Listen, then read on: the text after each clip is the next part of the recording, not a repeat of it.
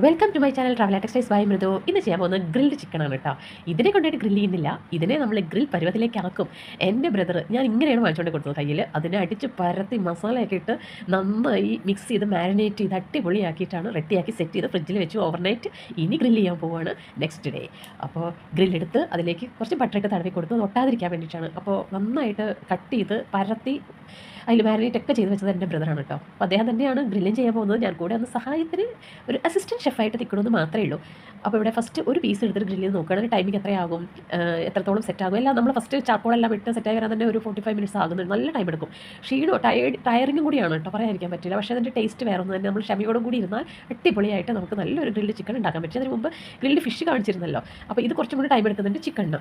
Grilled fish എനിക്ക് തോന്നുന്നു 5 to 7 minutes ആണ്. പക്ഷേ ഗ്രിൽ ചിക്കൻ എനിക്ക് 10 to 12 മിനിറ്റ്സ് ആയിട്ടുണ്ട്. ഒരു സൈഡ് പെർ സൈഡ് എന്നാണ് എനിക്ക് തോന്നുന്നത്. ഫസ്റ്റ് പീസിൽ നമ്മൾ ഒരു പരീക്ഷണം പോലെയൊക്കെ നടത്തി അടിപൊളിയായിട്ട് വന്നു. ഇപ്പോൾ സെക്കൻഡ് സെക്ഷനാണിത്. അതിൽ 2 ലെഗ് പീസാണ് വെച്ചിരിക്കുന്നത്. എപ്പോഴും ആദ്യത്തേത് ഒരു പീസേ വെക്കാവൂ. അപ്പോൾ നമുക്ക് അതിൻ്റെ ടൈമിംഗ് എല്ലാം മനസ്സിലാക്കിയിട്ട് രണ്ടാമത്തെ ഇല്ലാതെ നമുക്ക് എന്തെങ്കിലും മിസ്റ്റേക്ക് ഉണ്ടെങ്കിൽ നമുക്കത് റെക്ടിഫൈ ചെയ്യാൻ പറ്റും. അപ്പോൾ ഈ തീ വരുന്നത് ഇതിൽ നമ്മൾ ബട്ടർ ഇട്ട് കൊടുക്കുമ്പോൾ അതിങ്ങനെ ഒറ്റ വരുമ്പോൾ തീ വരുന്നതാണ്. തീ ഇങ്ങനെ വരാൻ പാടില്ല, കനൽ മാത്രം ചുട്ട് പഴുത്ത് നിൽക്കണം. അതിലാണ് നമ്മൾ ഗ്രില്ല് ചെയ്യേണ്ടത്. അപ്പോൾ ഇത്രയും ഇഷ്ടികയും കുറച്ച് കോളും ഇങ്ങനെ ഒരു ഗ്രില്ലുണ്ടെങ്കിൽ നമുക്ക് വീട്ടിൽ തന്നെ ഫിഷ് ഗ്രില്ല് ചെയ്യാം, അല്ലെങ്കിൽ ചിക്കൻ ഗ്രില്ല് ചെയ്യാം. ഇത്ര മതി. നല്ല അടിപൊളി മസാലയൊക്കെ ഇട്ട് മാരിനേറ്റ് ചെയ്താൽ മാത്രം മതി. കുറച്ച് സമയം സ്പെൻഡ് ചെയ്യണം, ക്ഷമ വേണം. ഇത്ര ഉണ്ടെങ്കിൽ നല്ല മഴയത്തൊക്കെ നമുക്ക് വീട്ടിൽ തന്നെ ഇതുപോലെ അടിപൊളി ഗ്രില്ലൊക്കെ ചെയ്ത് എല്ലാവരും കൂടെ ഫ്രണ്ട്സൊക്കെ ആയിട്ട് റിലേറ്റീവ്സൊക്കെ ആയിട്ട് ഇങ്ങനെ ഇരുന്ന് കഴിക്കാനൊക്കെ നല്ലൊരു വൈബല്ലേ. അപ്പോൾ ഇവിടെ രണ്ടാമത്തെ സെക്ഷൻ 2 പീസ് 2 സൈഡ് നന്നായി വെന്ത് വന്നിട്ടുണ്ട്. നല്ല റോസ്റ്റ് ആയിട്ടുണ്ട്, ഉള്ളിൽ കുക്കായിട്ടുണ്ട്. ഓവർ കുക്കാവാനും പാടില്ല. അപ്പോൾ അതൊരു റബ്ബറിഷ് ഫീലിംഗ് വരുന്നുണ്ട്. അപ്പോൾ നമ്മൾ ഇടയ്ക്ക് ഒന്ന് ഒരു സ്ക്യൂവറിട്ട് കുത്തി നോക്കണം അത് ഇപ്പോൾ കറക്റ്റ് ആണോ എന്നുള്ളത്. ആ ഒരു പാകത്തിൽ തന്നെ എടുക്കുമ്പോഴാണ് അതിൻ്റെ ടേസ്റ്റ് കിട്ടുക. അല്ലെങ്കിൽ അതിൻ്റെ നമുക്ക് അതിൻ്റെ ആ ഒരു ഇത് പോകും. ആ ഒരു കറക്റ്റ് ടേസ്റ്റ് കിട്ടില്ല. ഇപ്പോൾ തന്നെ നല്ല സ്മെല്ലൊക്കെ വന്നിരിക്കുന്നത്. സത്യം പറഞ്ഞാൽ പുറത്തുനിന്ന് നമ്മൾ ചെയ്തെങ്കിലും പുറത്തുള്ളതിനേക്കാളും നല്ല അടിപൊളി സ്മെല്ല് വീടിനകത്തായിരുന്നു ഗ്രില്ല് ചെയ്ത സ്മെല്ല്. മഴക്കാറുണ്ടായിരുന്നു, പക്ഷേ ഭാഗ്യത്തിന് മഴ പെയ്തില്ല കേട്ടോ. അപ്പോൾ ചിക്കൻ്റെ ലുക്ക് നോക്കി എന്ത് ഭംഗിയാക്കാൻ നമ്മൾ പുറത്തുനിന്ന് വാങ്ങിയ പോലെ തന്നെ ഉണ്ട്. അതേ ടേസ്റ്റാണ്, അതിനേക്കാളും ഉണ്ടെന്ന് വേണമെങ്കിൽ പറയാം. നമുക്ക് ഇതൊക്കെ വീട്ടിൽ ചെയ്യാവുന്നതേ ഉള്ളൂ.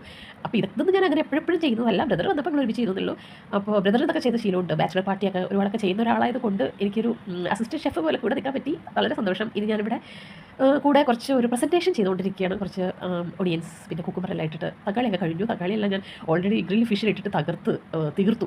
അപ്പോൾ ഇവിടെ ഇത് രണ്ടും മാത്രം വെച്ചിട്ടാണ് ഡെക്കറേറ്റ് ചെയ്യുന്നത്. പക്ഷേ ആ ചിക്കൻ നല്ല അടിപൊളി വന്നിട്ടുണ്ടായിരുന്നു. നല്ല റോസ്റ്റായിട്ടും അറ്റ് ദ സെയിം ടൈം റബ്ബറിഷ് ഫീലൊന്നും ഇല്ലാതെ നന്നായിട്ട് കുക്കായി കിട്ടിയിട്ടുണ്ടായിരുന്നു.